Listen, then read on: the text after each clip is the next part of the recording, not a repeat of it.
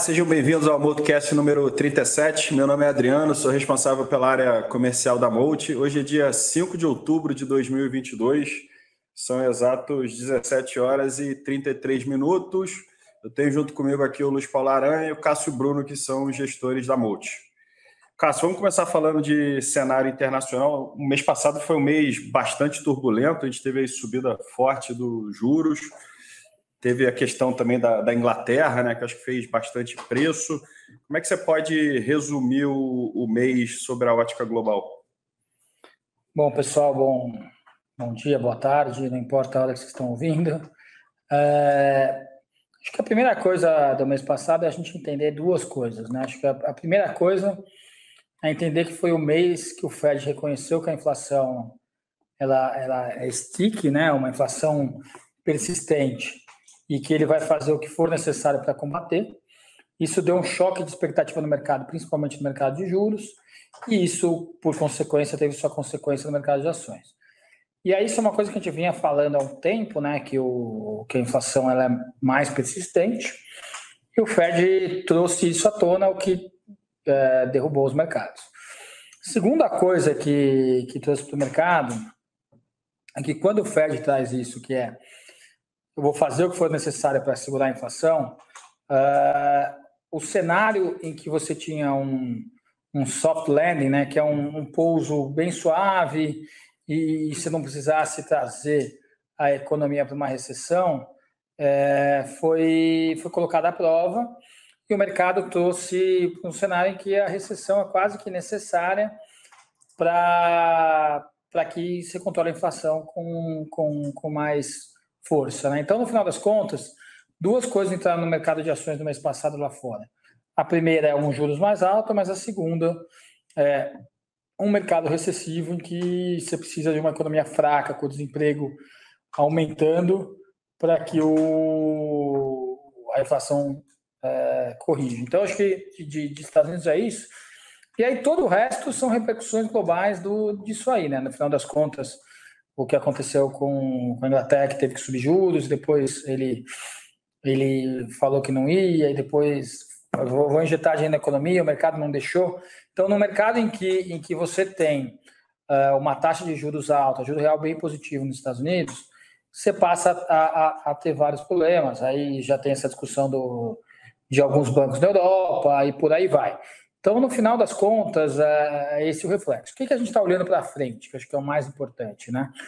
A gente acha que o processo de desinflação nos Estados Unidos começou a acontecer. E aí isso a gente acha por alguns motivos. Acho que o principal deles é que as commodities caíram e isso acaba tendo impacto na economia, sim.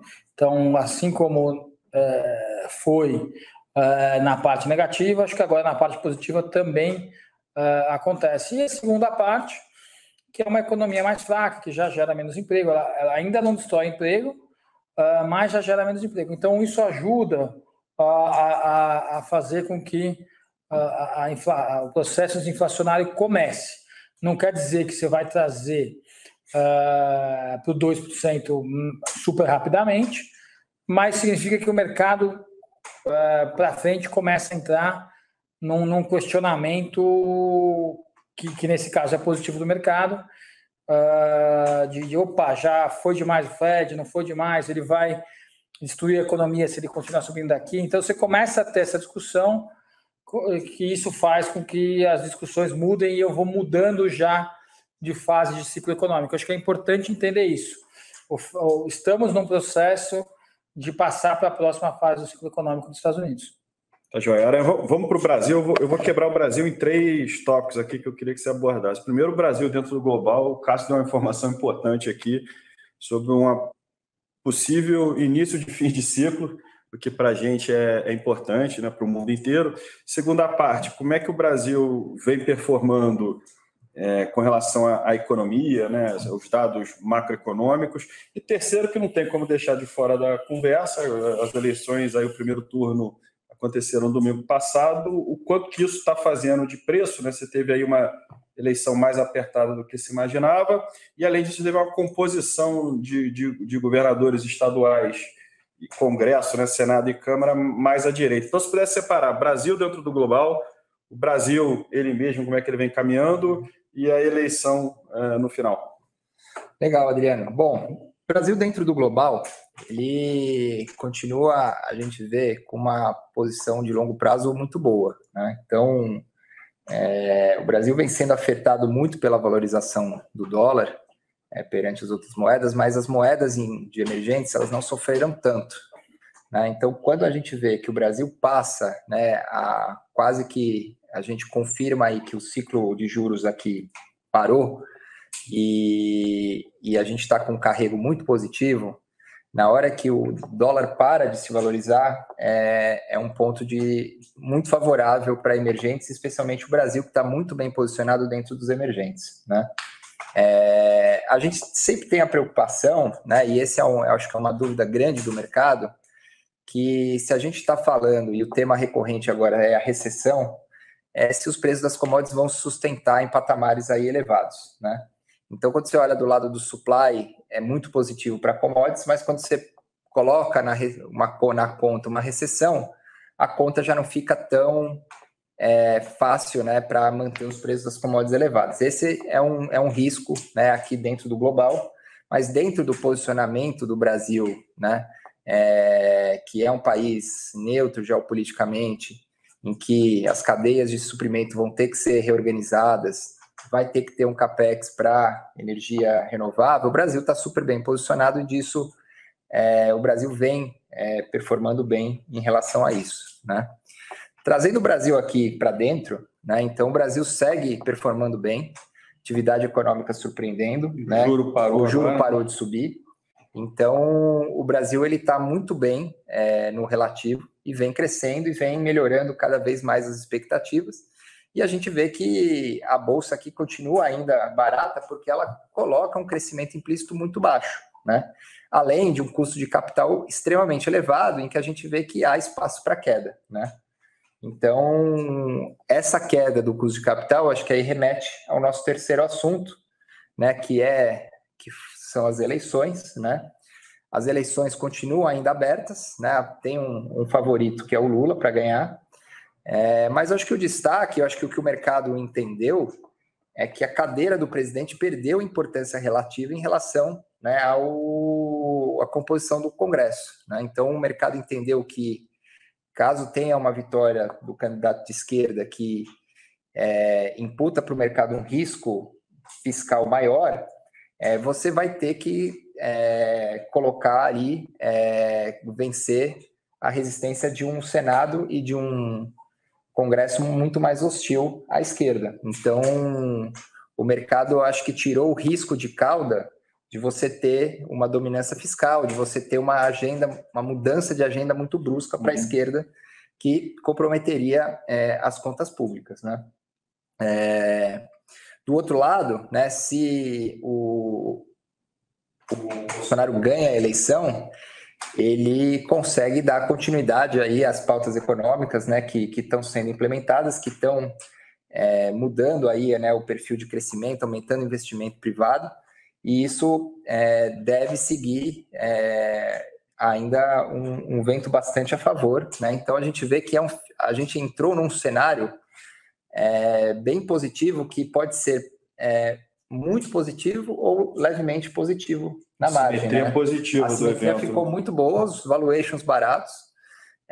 A gente está olhando, né, que em algum momento, né, o macro lá fora vai conspirar a favor dos emergentes, então o Brasil está super bem posicionado, valuation barato, e agora a gente está aí há 30, né, 25 dias de você tirar o risco final, né, que é saber quem é o presidente, qual é a sua composição, e muito provavelmente o risco de cauda de você ter um governo muito ruim, ele acaba sendo minimizado por essa composição aí de Congresso e Senado que surpreendeu bastante o mercado, e por isso que o mercado reagiu muito positivamente nesses últimos 2 dias aí, que 3 dias agora, né, que sucederam a eleição. Sem dúvida. Bom, vamos falar dos fundos. Vou começar com o Multi-Capital Equity Hedge. O fundo, no mês passado, ele fechou no 0 a 0. contra um CDI de 1,07. No ano ele está 13,09 contra um CDI de 10,92. Perdão, contra um CDI de 8,91. Em 12 meses, 18,29 o fundo contra um CDI de 10,92. Como é que você pode resumir o mês passado, Cássio? Teve algum destaque assim que vale a pena chamar a atenção? O mês passado é um mês de... dá para chamar assim de consolidação do book, né? Não tem nenhuma grande perda, assim, são perdas espalhadas, perde um pouquinho mais numa posição de BRF, ou um pouquinho mais numa posição, num short que a gente tem lá fora no setor financeiro. Assim, uma coisa ou outra que se destacou, mas nada que seja o grosso para o resultado. Perdeu um pouquinho de coisa, nada ganhou muito e no final o resultado um pouco assim, de perder um alfa ao longo do mês, mas é normal dentro do processo do nosso investimento. Tem momentos em que você perde um pouquinho e não tem uma grande explicação. Lembrando só que acho que vale falar, o fundo ele só faz pares de investimento, né? Então a gente compra uma ação, vende a outra ação, que a gente chama de long and short, ele não tem exposição direcional e a carteira dele hoje em dia carrega aproximadamente 100 pares, para dar uma ideia da diversificação. Cássio, vamos para o long bias. Então o fundo no mês passado ele fechou com um retorno de menos 2,03 contra um CDI que eu comentei de 1,07, uma bolsa aí de 0,47 positivo. No ano, ele está com um retorno positivo de 15,07 versus um CDI de 8,91 e um Ibovespa de 4,97. E, finalmente, em 12 meses, o fundo está com 15,48, fechado em setembro, contra um CDI de 10,92 e um Ibovespa de menos 0,85. Além dessa parte aí que a gente comentou do Equity Hedge que tem na carteira do Long Bias, como é que você pode falar da parte direcional? Como é que o fundo se apresentou no mês passado e como é que ele abriu o mês e o que você está vendo para frente? Mês passado foi um mês que a gente ficou muito em dúvida do que fazer. Se a gente comprava mais, se a gente comprava menos. Então, teve momentos que a gente comprou, teve momentos que a gente reduziu. Então, a gente ainda está com essa cabeça, como o Luiz Paulo falou, de estar mais otimista. Só que mês passado, toda essa questão internacional, ela trouxe... O Brasil foi um grande outperformer no mundo. Ele foi muito melhor que o mundo. Então, a gente ficou muito em dúvida como operar isso. A gente não tinha tanta certeza que ia outperformar o mundo, então a gente acabou reduzindo e acabou sendo na hora errada, porque depois vieram algumas... O mercado melhorava lá fora, aqui melhorava mais. Quando caía, aqui caía menos. Então, acabou não sendo uma decisão muito... A gente colou um pouquinho a nossa visão com o que estava acontecendo lá fora e acabou não sendo o melhor jeito de operar o Brasil mês passado. A gente abriu o mês pré-eleição comprado, aí pouquinho acima do neutro. Neutro que é 50%. Que é 50%, então a gente comprado ali 54%, 55%. Passou a eleição, a gente não fez muita coisa, o mercado dando uma chancezinha aqui, a gente tem aumentado a nossa exposição. A gente está vendo aí um pouco o que o Alenha falou, mas o que ajuda bastante a gente querer aumentar a nossa exposição é um mercado externo um pouco mais com as coisas no preço, com as discussões ali mais avançadas, como eu falei no começo. Então, lembrando que esse fundo a gente acaba podendo ter a decisão ali de estar mais comprado, menos comprado, e quando a gente está mais em dúvida, a gente tende a jogar para o que a gente chama de neutro, que é 50% comprado. Legal, vamos fechar aqui falando então do Moto Capital FIC-FI, Aranha. Ele no mês, ele fechou com retorno de menos 2,34 contra o Ibovespa de 0,47. No ano, positivo em 1,85 versus um Ibovespa de 4,97.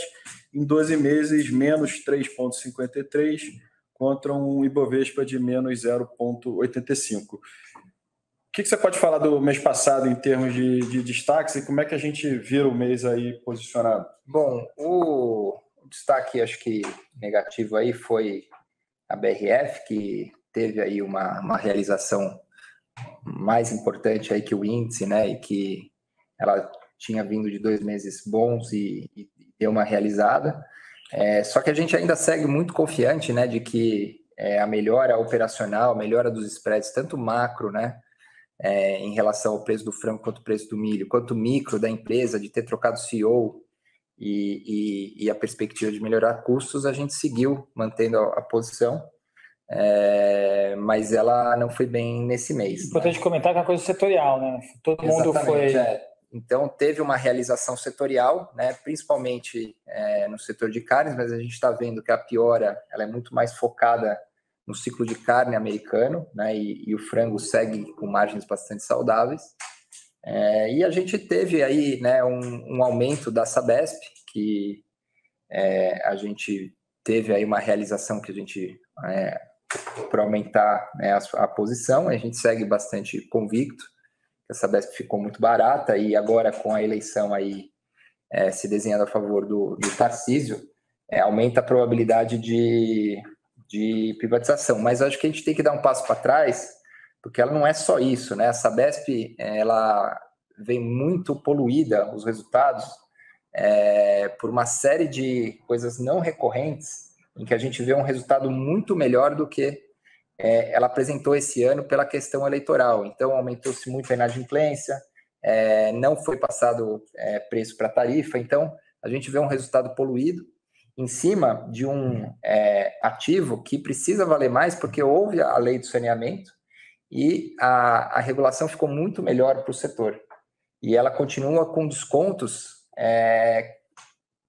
históricos ainda muito elevados, né? Então, a gente vê que tem a empresa sem ser privatizada ainda muito barata, com a narrativa do mercado aí desse mês de que ela aumenta a probabilidade de privatização, em que a gente vê múltiplos do que vale quando a gente compara como foi o processo da SEDAI e como foi outros processos aí. Então, a gente aumentou a posição, acho que foi um dos destaques, uma mudança da carteira. E um outro destaque, a gente chegou a ter uma posição de Vale relevante, né? Mas a gente vem reduzindo porque ela performou e a gente está confrontando esse cenário de recessão global, né? Frente a um cenário aqui no mercado local de uma queda de juros. Então, a gente está dando preferência para as empresas que são mais sensíveis, né, a esse ciclo mais favorável de juros. Então, as empresas cíclicas domésticas, como, por exemplo, Americanas, né, que continua na carteira, em detrimento das commodities, né? A gente fez uma troca, vendemos a Vale, continuamos com petróleo, com Petro e voltamos a aumentar bem a 3R. Então, acho que essas foram as mudanças mais significativas aí do book. Joia. Bom, vou agradecer aqui ao Cássio Aranha, principalmente a quem tiver a oportunidade de nos ver e ouvir. Próximo Motocast já com um presidente conhecido. Desejar a todos ótimos investimentos e até o próximo Motocast.